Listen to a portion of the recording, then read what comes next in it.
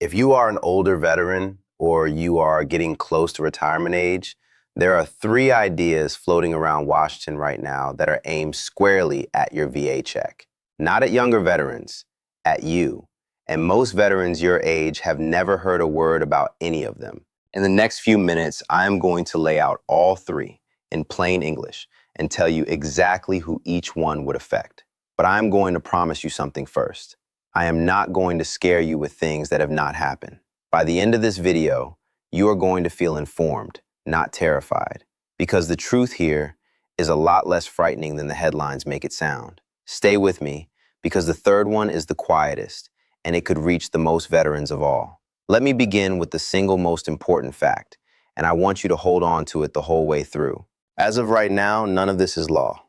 Not one of these three ideas has been passed. They are proposals. They come from a group called the Congressional Budget Office, which every year publishes a long menu of ways the government could save money. Think of it as a list of options on a table, not orders that have been signed. In fact, the head of the VA has stated plainly that veterans' benefits are not getting cut.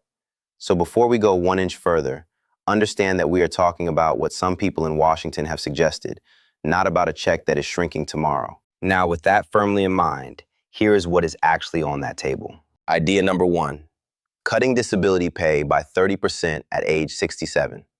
The proposal is that when a veteran reaches 67, which is the full retirement age for Social Security, their VA disability payment would be reduced by 30%. The reasoning they give is that at that age, you would also be collecting Social Security. Now, here's the part that matters most, and the scary videos leave it out. This idea would only apply to veterans who start receiving disability pay in the future. If you are already receiving your VA disability now, this particular proposal would not touch you at all. You would be protected. So if you have earned your rating and you are being paid, take a breath on this one. Idea number 2, ending the extra pay for veterans who cannot work once they hit 67.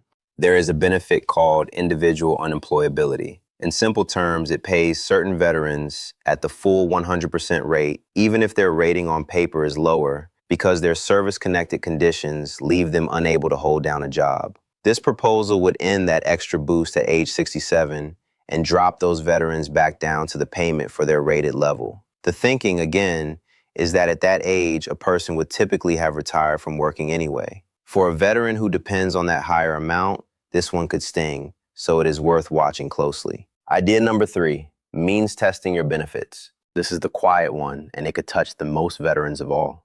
Means testing means the VA would look at your household income before deciding what you get.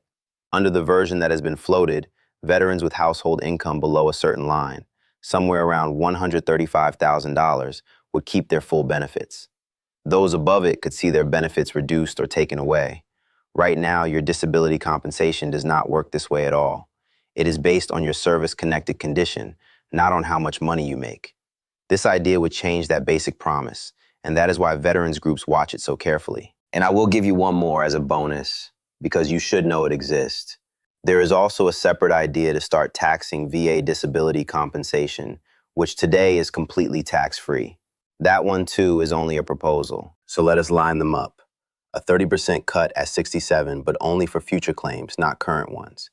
Ending the extra unemployability pay at 67, and means testing, where your income could decide your benefit.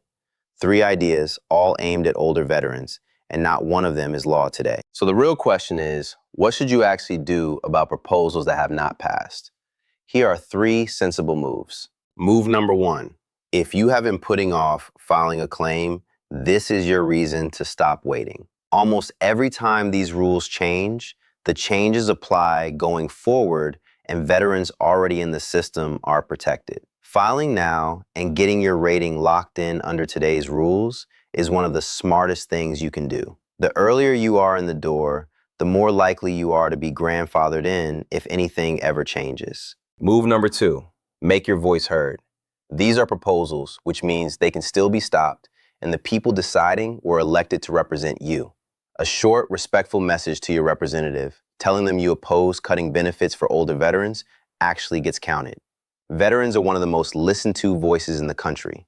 Use yours. Move number 3, get a veteran service officer in your corner and stay informed through them. These are trained people who help you with your VA benefits for free, and they follow these changes for a living.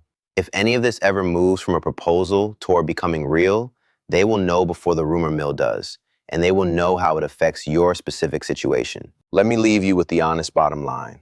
Older veterans are being talked about in budget rooms in Washington, and it is right to keep an eye on that. But talk is not law. Nothing has been cut, and the veterans already receiving their benefits are the most protected of all. The best thing you can do is not panic. It is to get in the door now, know where you stand, and keep your voice ready. You served when your country asked. What you earned for that service is not a line item to be trimmed, and you have every right to defend it. Watch this closely, but sleep well tonight, because nothing has changed for the check you are already receiving. If this helped you see the real picture, do one thing for a fellow veteran. Send it to one veteran over 60 or to a spouse who has been worried by the headlines. A clear head is worth more than a scared one, and you might be the one who gives them that. One honest note before I go. I am not a lawyer, and I do not speak for the VA. This is general information about proposed ideas, not advice about your personal benefits, and this situation can change. For your own case, talk with an accredited veteran service officer or a veteran service organization. Most will help you at no cost, and they will always know your situation better than any video can. Thank you for your service, and thank you for spending these few minutes with me. Keep your head clear. See you in the next one.